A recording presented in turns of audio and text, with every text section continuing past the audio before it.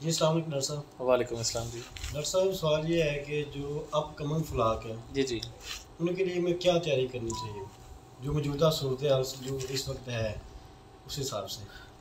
سب سے پہلے تو آپ کو پتہ ہے کہ جو ابھی فلاکس گزرے ہیں یہ بڑے ہارڈ فلاکس گزرے ہیں۔ جی ان میں H9 کا بڑا مسئلہ رہا ہے، اور H9 کی وجہ سے جب وہ ریکور نہیں ہو سکا، جی آپ کو بھی پتہ ہے کہ یہ ایک ایسی وائرل پرابلم ہے کہ اس میں اس کے ریکوری کے چانسز 50% سے بھی کم ہوتے ہیں۔ جی مطلب ایسا نہیں ہے کہ ہم اس کو ٹریٹ کریں گے تو چلا جائے گا، اور اس کے بعد جن بھی لوگوں کی H9 کی طرح سے ریکور نہیں ہوئی ہے وہ آگے ND کی طرف بھی چلے گئے۔ ٹھیک ہے جی، چلے وہ اس کا وائرس ابھی جو ہے نا پریویل کر رہا ہے مارکیٹ کے اندر، ڈیزیز کے اندر نا جی، اور جب بھی ڈیزیز آتی ہے تو وہ اپنا ایک بڑا ٹرم گزار کے جاتی ہے، اپنا بڑا لانگ پیریڈ گزار کے جاتی ہے۔ ایسا نہیں ہوتا کہ اگلے ہی فلاک میں اس کے بالکل جو ہے نا ڈیزاسٹر نظر نہ آئے۔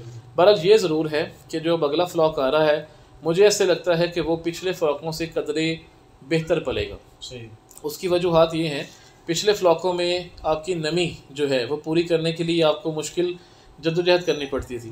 نمی آپ کی ہوتی تھی 22%، 30%، 34%۔ اس کے لیے آپ کو نمی کے لیے چلانے پڑتے تھے اپنے پیڈ اور اپنی موٹریں اور سب کچھ۔ ٹھیک ہے جی، ابھی جس طرح کا موسم آ گیا ہے آپ کو پتہ ہے کہ بارشیں بھی ہوئی ہیں، تو نمی آٹومیٹیکلی آپ کی جو ہے 50% سے اوپر رہے گی۔ ٹھیک ہے، وینٹیلیشن کے حوالے سے اگر کریں تو وہ ظاہری بات ہے کہ یہ نمی اور گرمی شرمی کا مکسچر ہے، تو اس میں آپ کو زیادہ فلو کے لیے آپ کے پنکھے چلانے پڑیں گے۔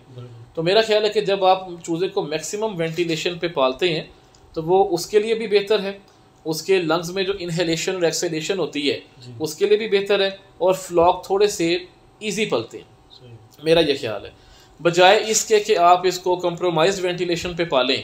جب آپ اس کو فل وینٹیلیشن پہ پالتے ہیں تو چوزے کے لیے جو اس کا ہیلتھ سٹیٹس ہے، ریسپیریٹری پرابلمز ہیں، وہ کم اس کو تنگ کرتی ہیں۔ تو میرا خیال ہے کہ نمی اچھی ہونے کی وجہ سے اس کو تھوڑی سی بہتری کی طرف جائے گا۔ نمی زیادہ ہونے کے نقصانات ہیں کچھ؟ بالکل، جو بھی کی چیز ایک لمٹ سے اوپر جائے گی اس کے نقصانات ہوتے ہیں۔ اگر آپ کی نمی بہت زیادہ ہو جائے گی تو آپ کا برادہ اندر گیلا ہونے لگ جائے گا۔ آپ کو پتہ ہے کہ برڈ نے ادھر ہی فیڈ کھانی ہوتی ہے، ادھر ہی بیٹھنا ہوتا ہے، تو جب نمی زیادہ ہو جائے گی تو پھر اس کو کاکسی کے مسائل جو ہے نا وہ ہو سکتے ہیں۔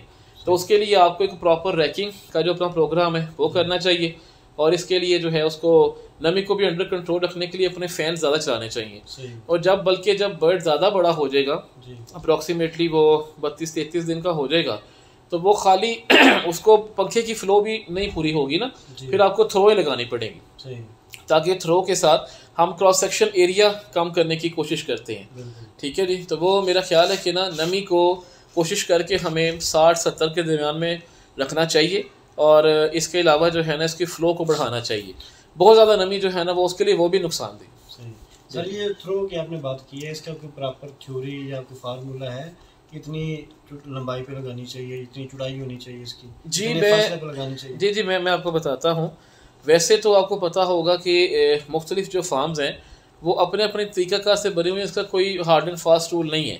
کسی نے 45 فٹ چوڑا رکھا ہوا ہے، کسی نے 50 رکھا ہوا ہے، میں نے 65 فٹ چوڑے بھی شیڈ دیکھے ہیں۔